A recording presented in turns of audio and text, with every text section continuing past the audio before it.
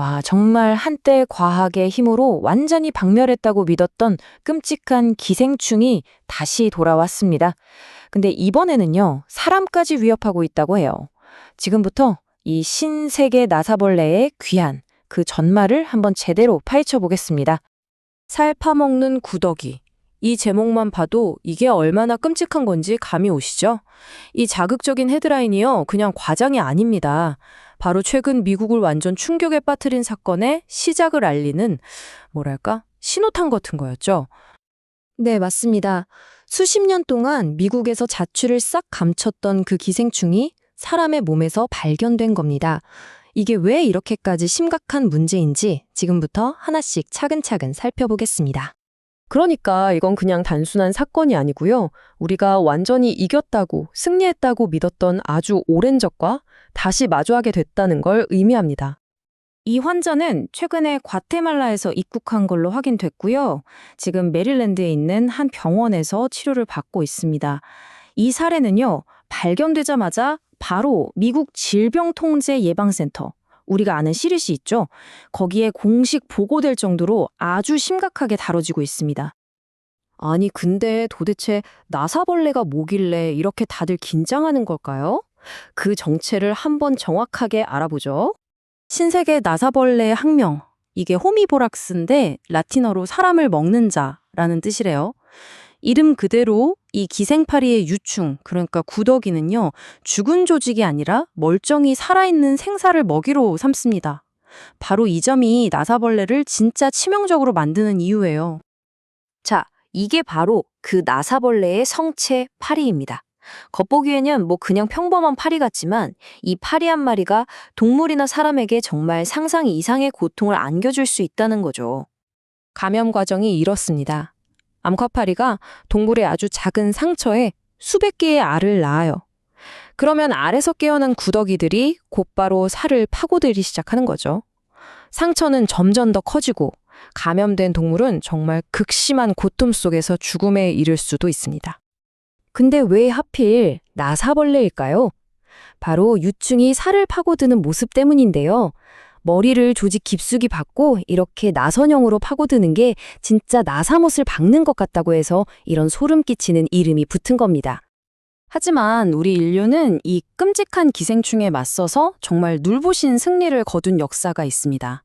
어떻게 이 오랜 적을 물리쳤었는지 한번 되짚어 볼 필요가 있겠죠?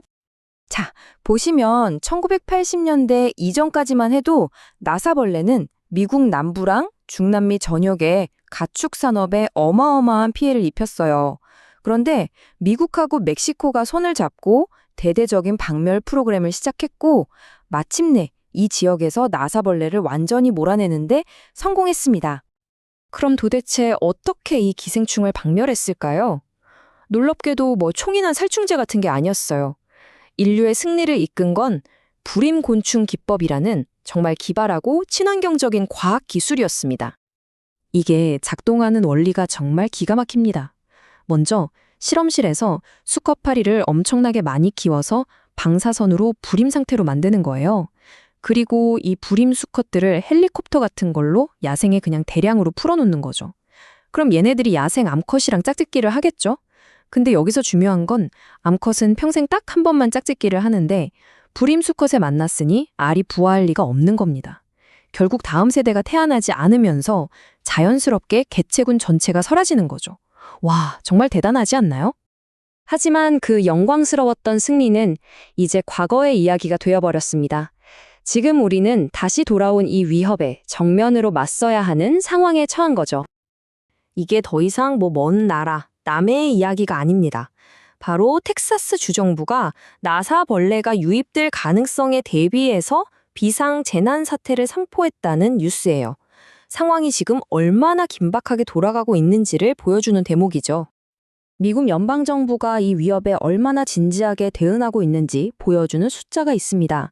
바로 7억 5천만 달러. 우리 돈으로 거의 1조 원에 가까운 돈입니다. 이게 바로 나사벌레의 귀환에 맞서 싸우기 위해 책정된 예상입니다.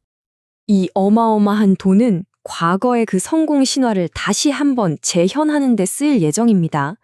바로 텍사스에 새로운 불임파리 생산 공장을 지어서 다시 한번 그 불임 곤충 기법으로 맞서 싸우겠다는 거죠.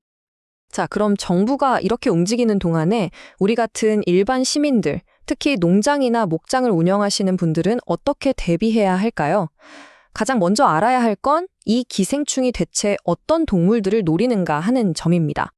바로 이 점을 꼭 기억해야 합니다. 나사벌레는 가축이냐 야생동물이냐 이런 걸 가리지 않아요. 소나 양 같은 가축은 물론이고요. 사슴 같은 야생동물까지 상처가 있는 모든 온열동물이 표적이 될 수 있습니다. 동물을 키우시는 분들이라면 이 증상들을 꼭 기억해 두셔야 합니다. 동물이 갑자기 무기력해지거나 상처에서 이상한 냄새가 나거나 혹시라도 구더기가 보인다면 그 즉시 나사벌레 감염을 의심해 봐야 합니다.